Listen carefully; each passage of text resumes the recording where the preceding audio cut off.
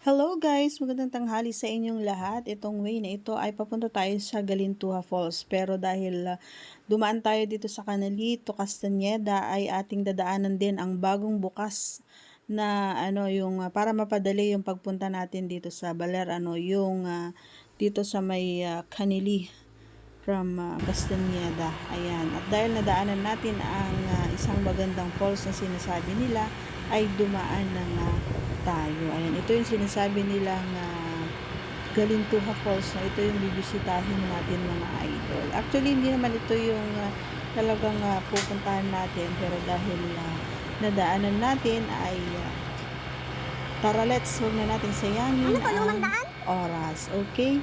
Kasi ginagawa doon. Tara na at ating bisitahin ang sinasabi nilang Galintuha Falls. Ayan, sabi nila maganda raw. So, let's go. Para, pasensya na guys, no, medyo malikot ang ating camera dahil hawak-hawak ko lang yung camera. At ito nga yung sinasabi nilang bagong tulay, no, na para mapadali or mapabilis ay yung pagdating dito sa bayan ng Aurora. Okay, so marami ang dumadaan dito guys. Kaya ito yung best route kumbaga para sa mga nagmamadali. Ayan, na marating ang Aurora. Pwede kayong dumaan dito. Ayan.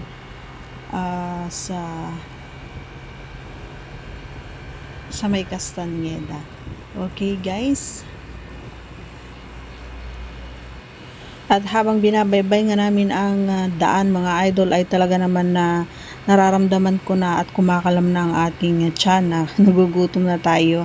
Actually, ayan. So maraming ang mga pananim dito, no? Dito sa may daanan. May mga makikita ka ritong mga gulay. Ayan, mga dragon fruits, mga ganon.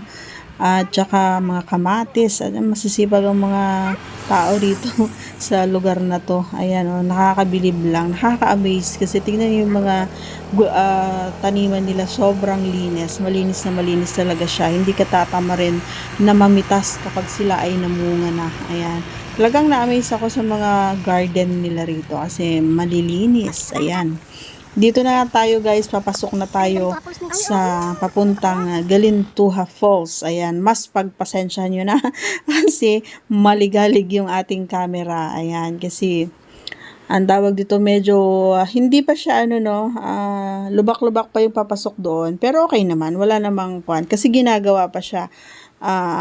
Inaayos. Ayan, inaayos para mas mapadali ang ating pagpunta dito sa sinasabi nilang falls. Ayan. Marami ang nagbago no last time na dumaan ako rito pero hindi ako natuloy gawa nga ng ginagawa yung ito, hanging bridge ito dati mga idol, no? Pero ngayon simento na siya, hindi na siya hanging, simento na. Ginawa na siya ng simento, hindi na siya hanging bridge na gumagalaw-galaw. Alright, so yeah, marami ang nagbago, marami ang tawag dito, malalaking bahay na dati hindi pa ganyan, hindi pa ganung kaasensado. Pero ngayon, grabe, ibang-iba na yung lugar na ito. Okay, so let's go ulit mga idol. Habang binabaybay nga natin ito ay mas marami pa akong nakita ng mga gulayan. Ayan, siguro naman ay nakikita nyo kahit na mabilis yung takbo ng sasakyan natin, no? Talagang mabilis kasi naka-single lang tayo mga idol. Single lang tayo. Wala pa tayong four wheels. Charot. Baka naman.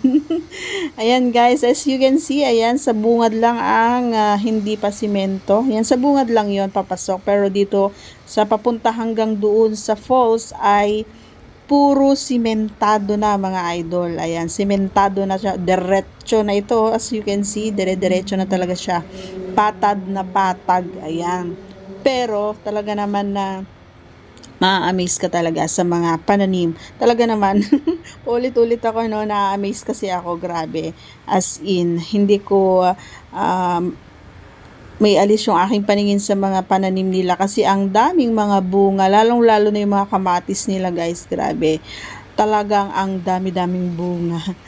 Hindi ako masyadong ang tawag dito, video doon sa mga halaman kasi mabilis yung pagtakbo natin, no.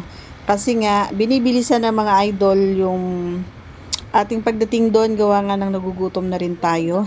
Oo, nagugutom na talaga kami niyan. Actually, dadaanan lang talaga namin ito. Hindi ito yung talagang pupuntahan namin, ano, hindi talaga ito. On my next vlog, makikita nyo yung talagang pinuntahan namin. Ayan guys, ayan, malapit-lapit na tayo. Sa palagay ko, malapit-lapit na nga tayo kasi may mga nakikita na tayong mga tao na basa na. For sure, doon na sila galing sa falls na yon. At sana ay ma-amaze din tayo sa dadatnan natin. Okay, let's go ulit!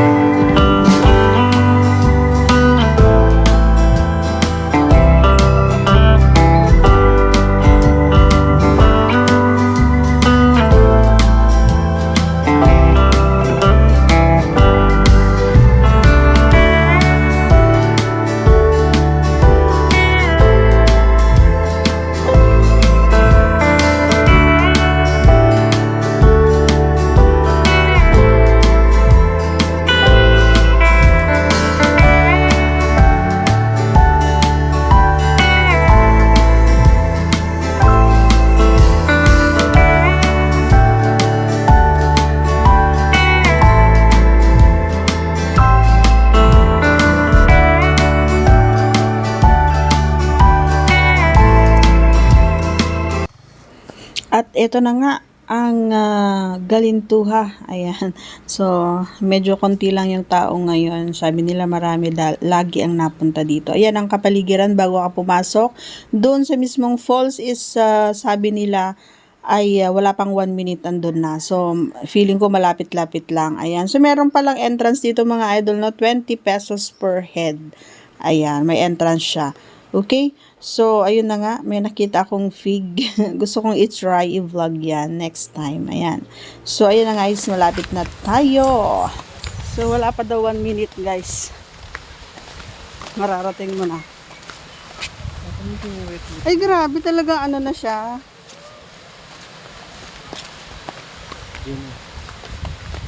Ayun na siya, oh. Makikita mo na siya. Ayun. Ayun siya, oh. Yun.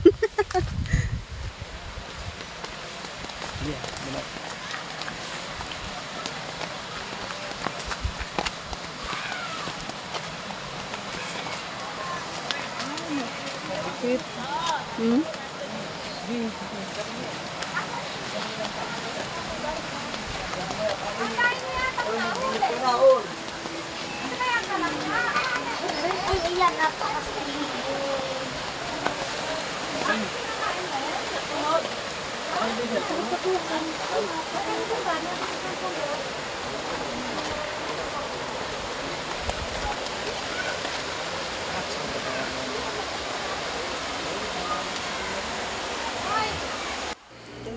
At ito na nga guys, nandito na tayo. Subukan nating akyatin, ano, punta tayo doon sa pinakataas, doon sa pangalawang layer, doon sa unang layer pala. Ayan, tingnan natin kung kaya tayo nitong tulay na ito. Dahil feeling ko hindi siya safe. Gumagalaw-galaw siya guys. Ayan, pero okay lang naman pala kasi merong drum sa ilalim niya. Kaya feeling ko safe naman. Kaya naman akong buhatin. Okay, let's go guys. Punta natin yung sa taas. Ayan. Medyo nag-aalangan talaga ako dito pag mga ganito guys. Kasi kawayan lang siya guys. And then hindi siya masyadong nakafix. Ayan. So, ingat-ingat lang ako. Kasi ayoko na nga magbasa dyan. At saka, as you can see, naka-jacket pa ako dyan. At na may dala-dala akong bag. Kaya, hindi pwedeng malaglag talaga ako dyan. Okay, so paakyat yan guys. Aakyat tayo doon sa taas. Ayan, doon sa pangalawang layer.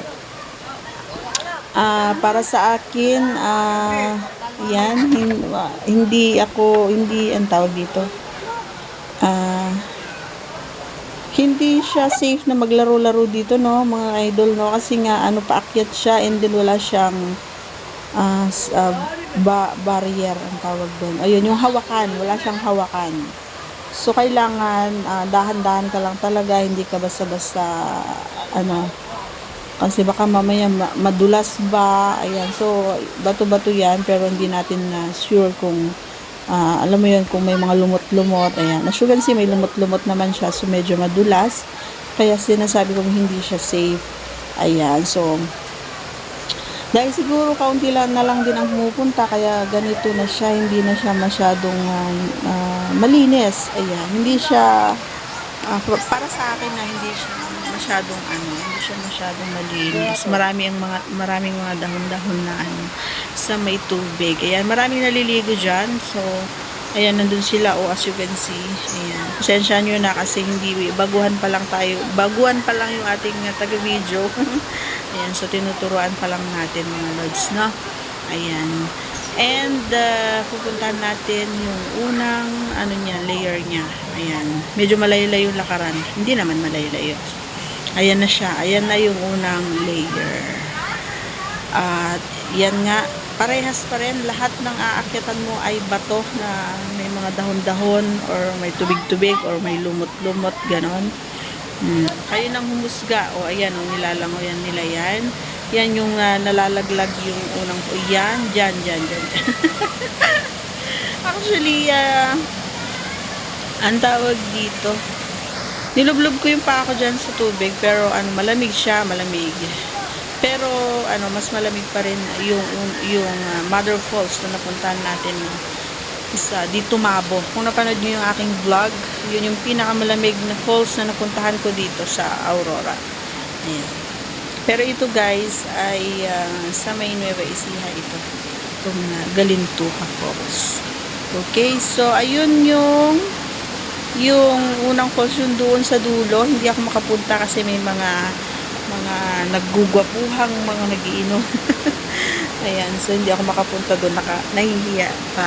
Medyo hindi nahiya, naiilang pala. Ayan, syempre puro sila mga boys. Walang naliligo kasi doon sa taas kasi parang mababaw siya, tsaka hindi siya ganun, ang tawag dito, hindi siya ganun malinis. Dito, tawag dito, ayan, may mga naliligo dyan sa baba niyan. Ayan, medyo lumipat lang sila kasi nakita nila na nagbi-video kami siguro na ito. And syempre, para sa safetyness din nila, mas okay yun na lumayo sila. Pero hindi ko sila pinalayan. Charot. Ayan guys, at pagkatapos kong nag-video-video dyan, medyo sabi ko sa kasama ko ay uwi na kami kasi talagang magugutom na ako. Okay? So, once again, maraming salamat mga idol and panoorin hanggang sa dulo. Ayan. Thank you for watching. So, ayun na nga guys, pauwi na tayo. Hindi na tayo naligo dahil nagugutom na ako. Actually, hindi naman talaga ito yung pupuntahan natin. Ayan, so dahil nadaanan natin, ayan, dumaan na nga tayo para hindi naman masayang yung lakad natin. Okay? So, dito sa Galintuha Falls guys, ay ingat-ingat lang kasi para sa akin na parang ano, basta yun na yun. Pero puntahan nyo kasi okay naman. Pag mga friends, ganon, okay naman siya. Hindi lang talaga ako naligo kasi basa na rin actually ako dyan kasi galing na ako sa isang falls pa. Ayan. At medyo hindi na maganda yung pakiramdam ko dyan kasi sobrang sakit na ng ulo natin kasi sobrang mainit yung biyahe and then pag lusong ko sa tubig dito ay sobrang lamig. So, hindi na ako actually naligo dito. Yan. So, uwian na tayo guys. Salamat sa panonood and once again, please pasubscribe ang ating channel at pakipindot na rin ang ating tiny notification bell para ma-update po tayo pag meron pa tayong mga new upload videos. Ayan. Keep safe everyone. Bye-bye.